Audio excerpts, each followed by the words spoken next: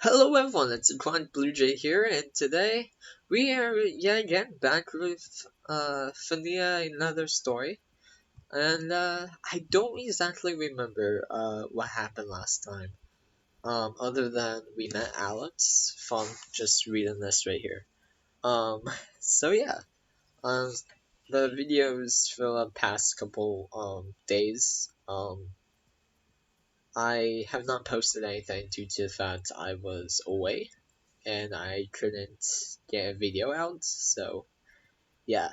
Also, my friend, Golden Ninja, we tried to do a Yu-Gi-Oh! Master Duels video, like yesterday. But my laptop crashed on me while we were doing the video, and I lost like all the footage and stuff. So, he has footage of it, so go check him out. I'll link him in the description. Um, he does video games and stuff like that better than me. So yeah. Um, so other than that, let's go straight to the game. I stepped aside, although I should have done it. I don't believe that this man is from the police. He didn't look like a policeman. Alex headed towards the stage. Should probably make sure that he doesn't do anything wrong. What kind of crime happened here? It's secret investigation. Nothing happened here. Don't worry. But you said I had to get through somehow without hurting you. I thought so. He's lying. Alex literally jumped on the stage and just started waiting for me. When I got up on the stage, she said something quietly and approached the girls. Hi, good night, ladies. Hi, who's your new friend, John? He is not my friend. Not a friend yet, but I'm sure that everything will be different soon. I'm Alex. I'm Bonnie, and this is Freddy. Freddy looked at him with a kind of incredulity. Alex decided to come closer, and while he was doing this, he lightly ran his hand over the sleeve of Bonnie's clothes. She didn't react to this in any way, and Freddy took one step back. Touch me, I'll rip your head off. Wow, aggressive. I like her. I don't like you very much. Get off the stage while you're still intact. Oh, come on. Alex just stood there and looked at Freddy. I'm sure that she will continue to adhere to her point of view. Alex looked over her shoulder in the direction of the musical instruments. The piano, will you let me go for to it? No. And the guitar? The guitar is mine.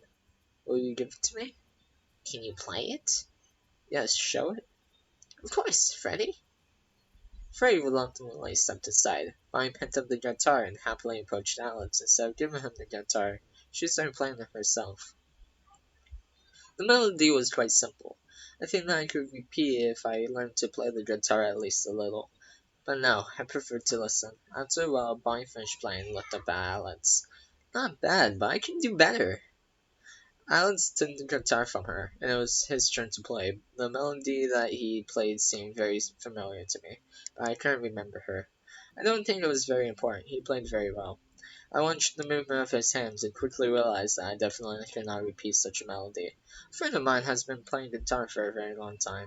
He said that if you play alone, and even more just learn, then the first string can be adjusted arbitrarily, approximately picking up its tension. Then he told me how to tune the other strings. But I only remember the second one, pressing the second string on the fifth fret and loosening or tightening it until it sounds the same as open the first string. I'd like to know what this means.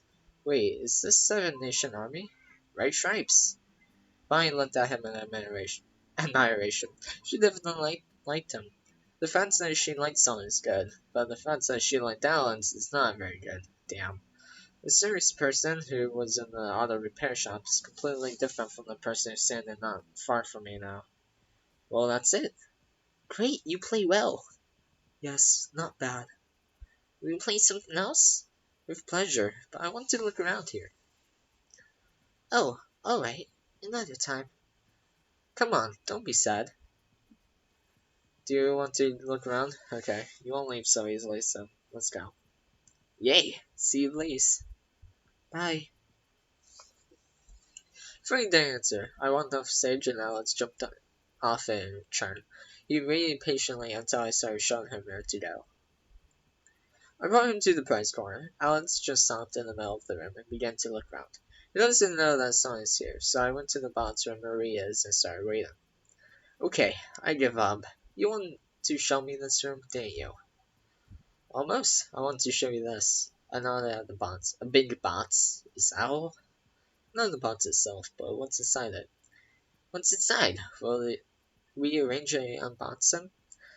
Alex took a few steps back towards the box and I stood in front of him. No, no, no. This is not necessary. I turned the lid of the box lightly and looked at Alex. He crossed his arms over his chest, which caused his cloak to move slightly back, and I noticed two pistols hanging from his belt. And why the fuck did you do that? You'll understand now. The lid of the box lifted slightly. I just took off the lid and put aside, allowing Marie to come out of the box. Wow. When she looked at Alex, it seemed to me that she literally changed her face for a second and took one step away from him. Greens, I'm Marie. Alex. I gave her that name. Really? And why this particular name? I don't know. It just seemed to me that this name would suit her, and it seems like I liked it. Okay, so you didn't have a name. It was, but I don't consider a name. Puppet. Where's your puppeteer? I'm on my own. Please do not make such statements in my address next time. Don't worry, I'm not going to offend or hurt anyone. Is that why you brought a weapon with you? Alex paused. I just stood there and watched their dialogue. I really wanted to see what would come out of all this. Of course, if things go too far, I should take Alex out of the room. This is a different language. This is actually in like multiple languages, their little conversation here. But basically they're just admiring the fact that they know different languages. So yeah. Just go through that. Not bad. I think everything has gone a little better than I could have imagined. If he wants to look around, then he should do it quickly. Okay, Alex, let's move on. Bye, Marie. See you later, John. It's so long for you, Alex. But no one moved. I walked up to Alex and pulled him by his cloak to the exit of the room. He did not resist and calmly followed me. When we left the room, I let go of his clothes and went towards the room of Mabel and Foxy. Alex followed me. When I entered the room, Foxy immediately ran up to me joyfully. I stopped her by catching her by the shoulders and immediately met her puzzled look. What's the matter? In it. I nodded at Alex and Dora. Foxy looked at him and literally ran to him. Maybe she would have stopped a few centimeters away from him, just like on my first night here when she first saw me, but it wasn't meant to be. Alex reacted quickly and noticed that she was approaching him. He pulled his cloak back and put one hand on the gun. Foxy noticed this and stopped. Alex smiled and nodded his head in my direction. Foxy slowly approached me, not taking her eyes off him. Stay here, and from now on, be careful with your behavior. If it wasn't me standing here by someone else with a gun, you could already be dead. Would you have fired in another case? In what case, for example? I don't know, if you were wound on the street. Spend bullets on a simple robber? No, the robber would already be lying on the ground with a knife in his throat, choking on his own blood. Have I explained it very accurately, or do I need more details? Accurately. Great.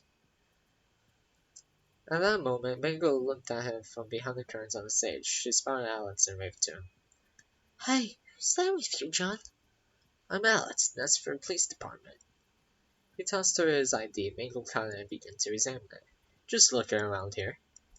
My name is Mango, and she's Foxy, and it seems that you scared her a little. Not a bit. Then why did you hide behind me? Probably shouldn't have said that, because right after my words, she gave me a slap on the head. Alex and Mango laughed a little. Okay, return the ID. Mango approached Alex and handed him his ID. Foxy finally decided to return to her usual state, but she did not dare to approach Alex. During the conversation, Alex constantly looked around. Seems like me. He was here for the first time. Only during the conversation with Marie, he did not look around, but looked directly into her eyes like she did. I noticed that Alex and the girl started talking about something, but I did not understand the essence of their conversation at all. It felt like I was in a completely different place. It was as if All the sounds in the world had been turned off, and I was sitting in complete silence. I looked at my wristwatch. There were a little more than 40 minutes left until the end of the shift. I still don't understand why time goes so fast. Alex came up to me and brought me out of the flight in space. He silently pushed me in the shoulder from which I woke up. I'm ready to move on. If there's somewhere to go, of course. Is everything alright? Yes, just time. What about the time? It's going fast somehow. Alex looked in the direction of Miguel and Fancy. Time will fly by quickly. When they leave, they will take some time with them. What? Don't pay attention, thoughts out loud. They've heard this phrase somewhere short. It does not matter. Shall we go? Yes. Come on, follow me. When we approached the closet, I was hoping to see Spring Bonnie there. I was more than 100% sure that she would start watching him and not me. Although, who knows, maybe she won't. I took Alex into the closet, but I noticed only Godfrey in it. And where's the second one? Wait, my bad. Where's the second one? Honestly, I don't know. Somewhere in this building, that's for sure. Who's this? I'm Alex. How many times have I said this already, John? I didn't count. How should I know? It doesn't matter. What's your name, sweetie? Golden Freddy. Sounds strange, but whatever. Very nice, John. Said that there should be someone else here. Yes, Spring Bonnie. You can look for her if you want, but I doubt you'll be happy about it. Ha! Why is that?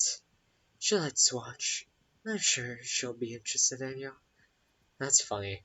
I think that's what I'll do, unless, of course. Alex abruptly stopped talking and looked at the ceiling. I followed the direction of his gaze, but Alex just stared into the void. It would be very nice to Spring Bonnie somehow was there. It would even be a little scary, I think. Alex quickly left the room and headed for the main hall. Sometimes he stopped for a few seconds and then he continued walking again. What's wrong with him? I wish I knew. Maybe I should follow him. See you soon. Bye, John. When Alex came to the main hall, he almost immediately stopped and looked up. I stopped beside him. Alex, can you tell me? Shh. Alex just put his hands over my mouth. He stood motionless and said nothing for about a minute, after which he took his hand away from my mouth. Did you hear that? What exactly? Listen the hell up. I strained my hearing as much as possible and was able to hear a strange sound coming from somewhere above. I like Alex. Raised my head and looked at the ceiling, but I didn't see anything unusual. If the sound is not coming from the ceiling, then it is possible something in the ventilation. No, someone, I can guess who it is. I just stood and listened to the sound, and as strange as it may sound, the sound was slowly moving. Alex followed the sound just as slowly. I'm getting tired of this. Well, I had 3 minutes. I finally looked around the main hall. The tables and chairs, as in the most rooms, were moved to one place and placed on top of each other. If I looked at the other rooms, there was a whole sea of confetti and other garbage here. Damn it, how long will it take to clean up? Looking at the tables, I saw Alex take one of them and put it in the middle of the hall. He climbed on it and stretched his hand out. I looked at the place he wanted to reach, the ventilation grate. He couldn't reach it and went to get a chair. Putting it on the table, he carefully climbed on it and calmly removed the grate. Do you want to get her out of there? Why should we leave her there? He got his hands on the open ventilation and pulled himself up to look inside. Oh, hello. Get out of here. Let me catch you. He returned to the chair and caught Spring Bonnie as she climbed out of the vent. He put her on the floor after carefully getting off the chair and table. Now you're covered in dust. Why did you even get there? I was wondering. Alex started brushing it off. When he reached the chest area, he stopped and slightly raised his hands up. You know, you can do it yourself. What a pity. She dusted herself to the end and then hugged Alex, but he almost immediately pushed her away from him quite rudely. Sorry, sweetie. Too close. Alex, don't treat her like that. But Spring Bonnie didn't care. She was still smiling as always. I also noticed that now she was holding her hands behind her back. Alex didn't stand still. He took a few steps from one side to the other. Spring Bonnie constantly looked at him while trying not to turn her back on him. What's Spring Bonnie? Yes, I know. I looked behind Spring Bonnie and saw that she was holding the keys in her hands. Where did she get them from? Oh, did she take them off of Alex's belt? Damn, I hope it's not the keys to the house. And if it's from the car, then he can't leave without them, right? I looked at my watch. Alex, it's almost set. It's time to leave. Yes, of course. You can go now. I'll stay for a while. No, Alex, I won't leave you alone with them. You leaving with me. No, I'm not leaving. Okay, stay here. Maybe I should contact the police and ask them if you should be here. Maybe they'll even help you. Good luck.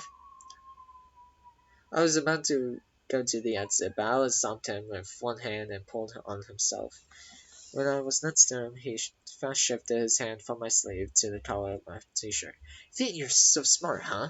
Maybe I should do the same to you as to some robber. Do you remember what I could have done? No, I will specifically make sure that you die slowly and idly. You know how? No. I'll just knock you out, make it so you can't move. And I'll just take an ordinary rat and put it on your stomach. I'll cover it with some metal shit and slowly heat it with a gas burner. You can imagine how rats want to live. This rat will gnaw its way through you. No, enough. I'll decide when it's enough. This time, be your way, John.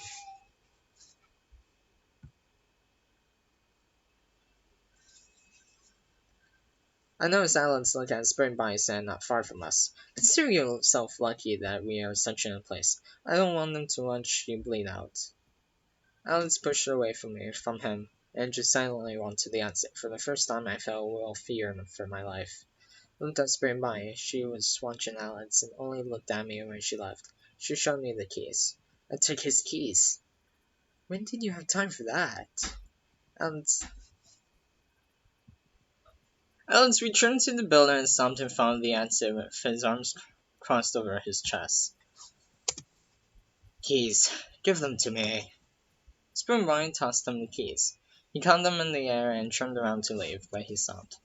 Maybe I should give you a ride. Yes, thanks. Bye, Spoon Bye. See you tomorrow, John. I hope your friend comes back. I don't really want him to see him here, but said myself that he can come, so it doesn't matter. I took the garbage that I cleaned up today and left the building. Okay, I think that's where we are done in the video. So, yeah. And a few pauses, I had to go do a few stuff, so yeah, so the whole pausing, if you noticed that. I don't edit these videos, so it's more just like, yeah, it's weird. So, yeah. So, yeah, that's what happened today. So, yeah. Have a good day, everyone. And I hope to see you in the next video of Fnia, another story.